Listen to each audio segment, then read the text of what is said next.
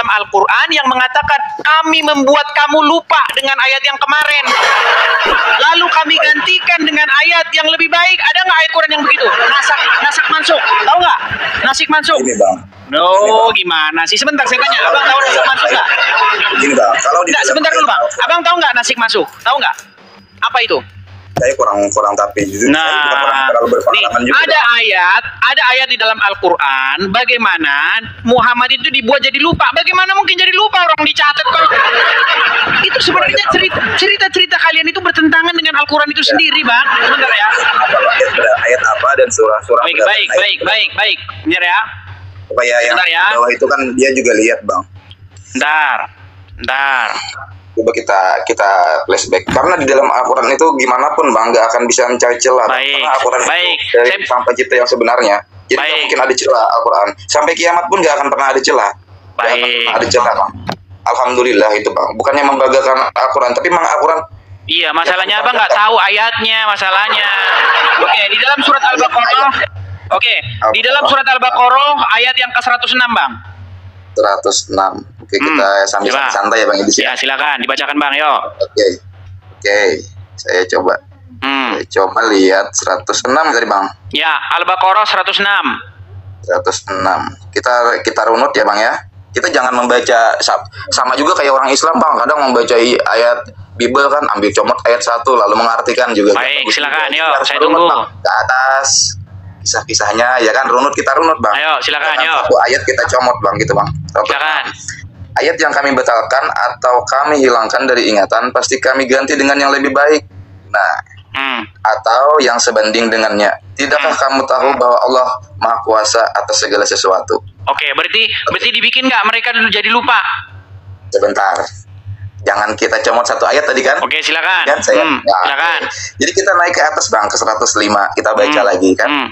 Orang-orang yang kafir. Nah, ternyata ayat itu dibatalkan karena terubah oleh orang-orang kafir bang. Loh, katanya tadi abang bilang Allah campur tangan, tidak akan bang. Ayat-ayat lain berkatakan tidak ada yang bisa merubah-rubah firman Allah. Ada ayatnya bang.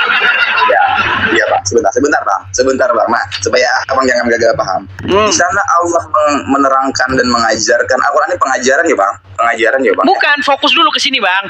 Tadi kan abang bilang Al-Quran itu dulu ditulis, ada ayat ditulis, bahkan dikoreksi terus tuh ayatnya itu oleh Jibril, ya kan? Hafalannya itu dikoreksi terus, bener nggak hafalannya, betul nggak? Betul. Tapi cerita itu bertentangan dengan ayat Al-Quran ini. Bagaimana mungkin kalau memang ditulis ditulang-tulang, dipelepah-pelepah. Ada ayat berbunyi nih, ayat mana saja yang kami nasahkan atau kami jadikan lupa kepadanya, kami datangkan dengan yang lebih baik daripadanya atau yang sebanding dengan dia. Nah, jadi Allah ingin membuat Al-Quran yang lebih baik daripada Al-Quran sebelumnya. Salah bang. Nah, coba dibaca ayat. Coba abang baca terjemahnya situ. Pemahaman Al-Quran bukan untuk cari dibaca diterjemahkan aja bang, nggak bisa bang. Coba ayo kita baca pelan-pelan nih. Ayat mana saja, coba abang baca terjemahnya situ, nanti disangkain saya bohong-bohong nih terjemahnya. Coba yuk, coba baca. Ayat yang kami batalkan itu kan bang. Abang baca aja situ terjemahnya yuk. Coba baca terjemahnya yuk. Ayat yang kami batalkan atau kami hilangkan dari ingatan, gitu kan bang? Itu kan atas kuasa Allah kan? Dibaca aja bang, jangan coba dibaca semuanya dulu. Ayo. Kita memahami itu bang kata. Bukan, sebelum penjelasan dibaca dulu. Sebelum penjelasan dibaca dulu yuk. Oke. Pasti kami ganti dengan yang lebih baik. Diganti dengan yang lebih baik. Artinya kemarin Allah bikin Al-Quran, terus dihapus, diganti dengan yang lebih baik dari Al-Quran. Lu lebih gimana sih? Memang diganti dengan yang lebih baik kok. Ini bagaimana ini saudara-saudara ini? Memahami ayat itu karena abang membaca aja. Tapi kalau di sini bang, ini ayat Al-Quran itu adalah kuasa Allah Subhanahu Wa Taala. Misalnya ya bang, karena kuasa Allah Subhanahu Wa Taala ya bang, karena orang yang kuasa ya bang. Ayat yang sekarang pun kalau Allah kuasa, Allah bisa rubah bang. Seperti itu bang. Iya, berarti Allah membuat ayat yang lebih baik daripada ayat yang kemarin Allah buat sendiri. Sangat mudah bagi Allah bang. Iya. Artinya kemarin wahyunya salah, kemudian dikoreksi, dicoret, kemudian dibenerin, betul. Bahkan diganti dengan yang lebih baik loh. makanya di situ abang salah pemahamannya. Ya udah, gimana lah pemahamannya lah. Yuk, gimana pemahamannya? Ganti sesuatu yang tidak baik untuk menjadi, karena sesuatu yang diturunkan oleh Allah itu semuanya baik, Bang. Loh, ini loh ya. Ayat mana saja yang kami nasahkan, maksudnya kami batalkan, atau kami jadikan lupa kepadanya, kami datangkan dengan yang lebih baik daripadanya, atau yang sebanding. Apakah ada di dalam kata-kata itu ayat yang diturunkan sebelumnya itu nggak bagus, Bang? Ada nggak? Loh, lebih baik daripadanya, berarti yang kemarin itu kualitasnya kelas 1, sekarang kualitas kelas 2 gimana? Ada nggak di sana kata-katanya yang sebelumnya itu nggak baik? Bang, tanya dulu sama. kalau ada kata-kata yang lebih baik daripadanya atau yang sebanding dengannya, berarti yang kemarin itu lebih baik nggak? Lebih buruk nggak? Ini, Bang, sama seperti ini, Bang. Nah, kayak abang beli TV 24 in. Nah, lalu abang ganti 22 in. Lebih kecil. Sama nggak TV, Bang? Sama nggak TV, Bang? Ya sama TV, tapi kan kualitasnya beda. Nah, makanya itu tadi. Iya, sama aja, Bang, itu, Bang. Abang potong terus saya ngomong, makanya Abang Juma malas naik. Kalau Juma memang dia sudah nggak berani dengan saya. Bang, dia sudah ngaku, udah nyerah dia sama saya. Enak, Bang. Kita diskusikan. Pasti kami ganti dengan yang lebih baik. Nah, sama TV tadi, Bang. Bang, berarti kalau lebih baik berarti yang kemarin di bawah nggak, lebih rendah nggak kualitasnya? Nah, karena itu kuasa Allah tadi, Bang. Nah, lebih rendah. Tapi kita jangan berframing. Gini, Bang. Abang jangan berframing apa yang diturunkan oleh Allah itu tidak baik. Semua yang diturunkan Allah itu baik. Abang lihat aja di dunia ini. Walaupun abang berkeyakinan, kita bedakan, Bang. Saya nggak bahas keyakinan ya, Bang. Abang berkeyakinan bahwa alam semesta ini adalah ciptaan Yesus. Saya berkeyakinan bahwa alam semesta. Bukan, kita nggak bahas keyakinan, Bang. Kalau bahas keyakinan nanti kita debat kusir. Ada sesuatu yang diturunkan oleh Sang Pencipta itu tidak baik, Bang. Saya tahu seperti itu aja. Lo justru di dalam Bible, ketika Tuhan menjadikan segala sesuatu ini, Tuhan melihat bahwa segala yang dijadikannya itu baik. Itu. Tapi di dalam Al-Quran Allah menciptakan iblis. Gimana? Bang, sekarang saya tanya, Bang. Yang menciptakan setan. Kita udah jauh tema kita ini, Bang. Nah, kan jadi loncat-loncat kan. Saya tadi cuma bahas tema, Abang Edi saja yang loncat ke tadi. Oke lah, intinya begini Bang. Intinya bahwa Muhammad memang betul pernah menyuruh seorang perempuan yang sudah dewasa menyusui laki-laki yang juga sudah dewasa dan bukan suaminya, betul? Betul, tapi itu rukhsah. Artinya khususan di saat itu, dan Rasulullah pun mengatakan bukan dari inisiatif atau pendapat dia sendiri, Bang. Mungkin kita nggak tahu karena Rasulullah dapat ilham dari mana, dari Jibril, dari Allah, nggak tahu gitu, Bang. Intinya gini, Bang. Sebentar, Bang. Saya selesaikan dulu, habis itu saya turun, Bang. Intinya apa yang diperintahkan saat Rasulullah itu masih hidup, itu bukan perintah dari Rasulullah, itu adalah perintah dari Allah, Bang. Seperti itu saja, Bang. Jadi kalau ada yang seperti ini, hadis seperti ini, yang cuma Aisyah nih, Bang, dari istri-istri Nabi, Ummu Salamah, cuma Aisyah aja, Bang. Ummu Salamah tuh nggak tahu hadis ini, Bang. Cuma hadis ini Aisyah aja. Nah, disitulah mereka berpendapat bahwa hadis ini adalah rukhsah, artinya khusus untuk Salim saat kadang-kadang Aisyah dibilang wanita cerdas. Sekarang tiba-tiba kok cuman Aisyah doang yang menceritakan. Nah, bukan masalah cerdas. Makin diceritain kok, Bang. Seperti terkesan Aisyah ini kok kalian pojok-pojokan gitu loh.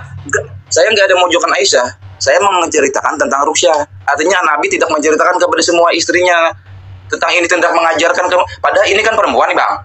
Harusnya diajarkan semua istri ke-11 istri Nabi kan. Tapi Nabi cuma menceritakan kepada Aisyah. Nah, itulah mereka istri yang ke-10 tadi beranggapan ini rukhsah, artinya khususan, nggak bisa berlaku untuk semua umat. Iya, oke, Bang. Yang bilang itu kekhususan, tidak bisa ke semua umat itu bukan Muhammad intinya, tapi kalian sendiri. Yang bilang bahwa sebentar, Bang, yang bilang cara menyusuinya nggak nempel, maksudnya secara online, daring, gitulah, daring. Kalian sendiri. Ya kan? Loh, gimana? Terus yang bilang bahwasanya dimasukin dalam gelas juga kalian sendiri. Tapi argumen kalian, asumsi liar kalian terpatahkan dengan perkataan salah itu sendiri. Seandainya yang dimaksud menyusui di situ dimasukkan dalam gelas, nggak mungkin salah ngomong bagaimana saya menyusui dia sudah dewasa. Kalau dimasukin gelas ya nggak mungkin ngomong begitu. Oke. Jadi kembali lagi ya Bang, supaya yang di bawah itu lebih paham tentang hadis. Bukan aku sok paham ya Bang, cuma adalah kami belajar tentang hadis ini Bang. Jadi gini Bang, dalam kejadian itu ada dua versi tadi Bang, bersentuhan dan tanpa bersentuhan. Iya, itu karang-karangan kalian lah intinya. Abang dengarkan dulu aku sebentar aja Bang. Kalau tanpa bersentuhan tadi, ya disebut diperah dulu kan, nggak disentuh kan? Si Salim dan si Salah tidak bersentuhan. Emangnya Salah ada air asinya? Ya, sebentar. Masalah air asi atau tidak ada? Ya gimana mau diperah yang nggak bakal keluar Bang? Nggak ada air asinya kok. Sebentar Bang. Abang jangan, kalaunya tidak ada air asi, buat apa Rasulullah nyuruh Salah untuk menyusui? Oke, siapa di mana di sini ada ceritanya Salah punya anak? Atau Salah sedang mengandung? Jangan abang kesana, abang putar-putar. Saya tanya dulu, kenapa Rasulullah menyuruh Salah untuk menyusui kalau nggak ada air susunya Bang? Justru itu makanya saya bilang. Kalau Rasulullah menyuruh Salah untuk menyusui Salim, kalau nggak ada air susunya gimana dia? Sekarang begini. Bagaimana Anda katakan air payudaranya Salah berasi, punya air susu, sedangkan dia sendiri pertama tidak punya anak bayi, kedua tidak dalam keadaan mengandung. Gimana? Kalau gini Bang. Misalnya kan, ini Salah datang nih Bang kepada Rasulullah. Ini menceritakan tentang Salim kan. Lalu perintah Rasulullah gini, susuilah si Salim. Nah, kalau si Salah ini merasa nggak punya air susu, pasti dia kata gini Bang, bagaimana aku menyusuinya ya Rasulullah, sedangkan aku saja tidak bisa mengeluarkan air susu. Karena harus seperti itu. Oke, sekarang ayat ini perginya kemana Bang? Tapi si kata-kata si Salah. Oke, baik. Kalau begitu ayat ini perginya kemana ayat ini? Dia sudah dewasa gitu kan, artinya dia merasa dia punya susu, seperti itu Bang. Baik, kalau begitu bagaimana dengan ayat ini Bang? Ayat yang mengatakan bahwa ayat tentang rajam dan menyusui orang dewasa itu sudah hilang dari Quran, dimakan kambing. Abang nggak pernah dengar cerita itu? Saya kan abang kan kembali yang tadi yang dimakamkan Rasulullah sebelum dimakamkan kan, di bawah bantal gini. Iya, berarti memang benar kan ada ayat-ayat tentang persusuan yang 10 kali. Sebentar Bang, saya sudah katakan sama Bang Idis, cuma Bang Idis lari-lari. Di saat zaman Rasulullah, itu wahyu yang diturunkan Jibril dari Allah kepada Rasulullah, itu di dalam ingatan para sahabat, ditulis di lembaran-lembaran, ditulang gini Bang. Jadi kalau yang hilang di bawah kasur itu Bang, bukan artinya apa? Itu hadis kalian loh Bang, itu kan hadis kalian. Iya, abang langsung berasumsi itu langsung hilang di bawah kasur ayat. Ya hilang, enggak lah Bang, enggak seperti itu. Oke, sekarang kalau begitu kemana ayat itu pergi kalau gitu? Di mana ayat tentang rajam itu? Gini Bang, di dalam Al-Quran yang sekarang, yang mushafnya Utsman, disusun oleh Utsman, itu semuanya sudah real, satu Al-Quran seluruh Indonesia Bang. Kalau ada yang beda dengan Al-Quran yang disusun oleh Utsman nih, itu Quran itu udah sesat Bang. Wah, kalian lagi yang ini lagi. Alhamdulillah, Al-Quran itu sudah mencakup dari kita hidup sampai kita mati, sampai kita di akhirat, sudah diceritakan di dalam Al-Quran. Gini Bang, jangan bicara soal dogma atau jangan bicara soal keyakinan. Nanti kita debat kusir. Kita bicara saja. Di Al-Quran nggak ada dogma Bang, kami nggak ada dogma. Itu adalah real dari Allah yang diberitakan atau pembelajaran di dalam sana, hukum, fikih semuanya ada di dalam sana terkandung dan dipecah-pecah di dalam hadis. Hadis itu artinya yang di saat Rasulullah hidup ya Bang, bukan saat Rasulullah sudah nggak ada lagi kan. Hadis itu saat Rasulullah hidup Bang, Rasulullah masih hidup. Jadi pengertian kalau kita mengaitkan hadis dengan Al-Quran, jelas kuat Al-Quran. Tapi kita kalau hadis kita pelajari lagi Bang, hadis itu sahih atau tidak, atau mutawatir atau lemah atau gimana gitu kan Bang. Nah, jadi kalau kita mengambil hadis satu lalu kita mengartikan hadis ini untuk hukum Islam, nggak bisa Bang, nggak bisa Bang Idis. Oke, jadi kalau menurut Anda kecuali Bang Idis dapat ini di Al-Quran. Nah, Oke, lalu hadis ini bagaimana ini? Hadis yang berbunyi masalah ini. Apa namanya? Yang sebagian ayat itu hilang dimakan kambing, bagaimana? Ini kenyataan apa? Nah, itu kalau mau dimakan kambing, mau dimakan burung ya bisa, terserah aja Bang. Intinya lu kok terserah, itu kan hadis kalian. Iya, saya enggak terlalu mikirannya masalah hilang itu. Nih, saya tampilkan saja nih. Oke. Sekarang saya mau tanya lah, apakah hadis ini palsu atau bagaimana, Bang? Mau dimakan harimau, mau dimakan